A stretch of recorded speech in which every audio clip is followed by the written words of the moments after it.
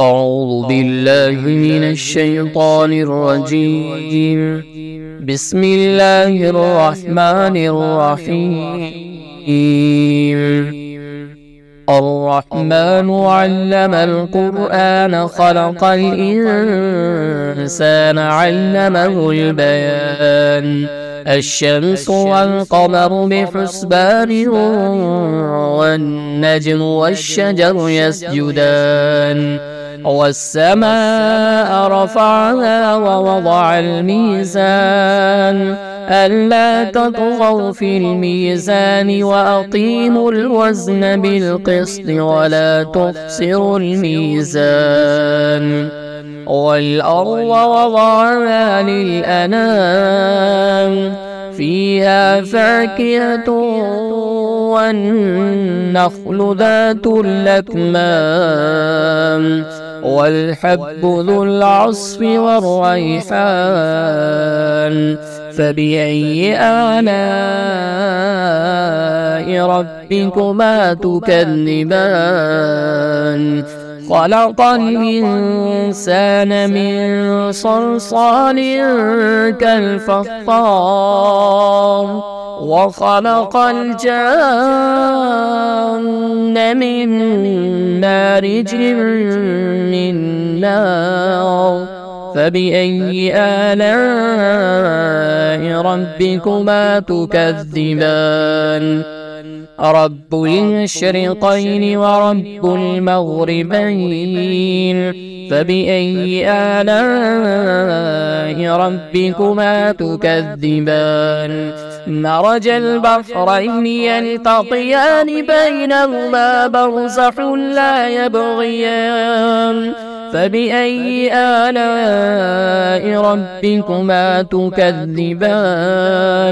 يخرج منهما اللؤلؤ والمرجان فبأي آلاء ربكما تكذبان وله الجوار المنشآت في البحر كالأعلام فبأي آلاء ربكما تكذبان كل من عليها فان ويبقى وجه ربك ذو الجلال والإكرام فبأي آلاء ربكما تكذبان يسأله من في السماوات والأرض كل يوم هو في شأن فبأي آلاء ربكما تكذبان سنفرغ لكم أيها الثقلان فبأي آلاء ربكما تكذبان يا معشر الجن والإنس إن استطعتم أن تنفذوا من أقطار السماوات والأرض فانفذوا لا تنفذون إلا بسلطان فبأي آلاء ربكما تكذبان يرسل عليكما شواظ من نار ونحاس فلا تنتصران فبأي آلاء ربكما تكذبان فإذا انشقت السماء فكانت وردة كالدهان فبأي آلاء ربكما تكذبان فيومئذ لا يسأل عن ذنبه إنس ولا جان فبأي آلاء ربكما تكذبان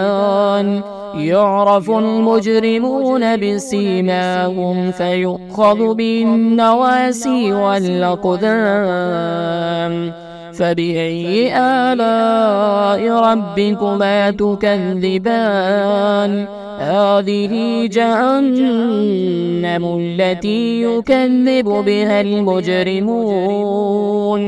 يطوفون بينها وبين حميم آن فبأي آلاء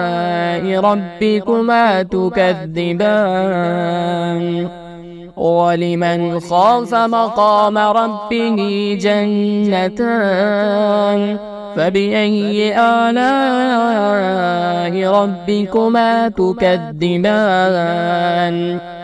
ذواتا أفنان فبأي آلاء ربكما تكذبان فيهما عينان تجريان فبأي آلاء ربكما تكذبان فيهما من كل فاكهة زوجان فبأي آلاء ربكما تكذبان متكئين على فرش بطائنها من استبرق وجنى الجنتين دان فبأي آلاء ربكما تكذبان فيهن قاصرات الطرف لم يطمثهن إنس قبلهم ولا جان فبأي آلاء ربكما تكذبان كأنهن الياقوت والمرجان فبأي آلاء ربكما تكذبان هل جزاء الإحسان إلا الإحسان فبأي آلاء ربكما تكذبان ومن دونهما جنتان فبأي آلاء ربكما تكذبان مدهامتان فبأي آلاء ربكما تكذبان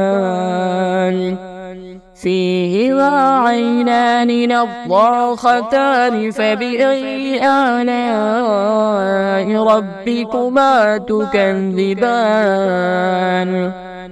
فيهما فاكهة ونخل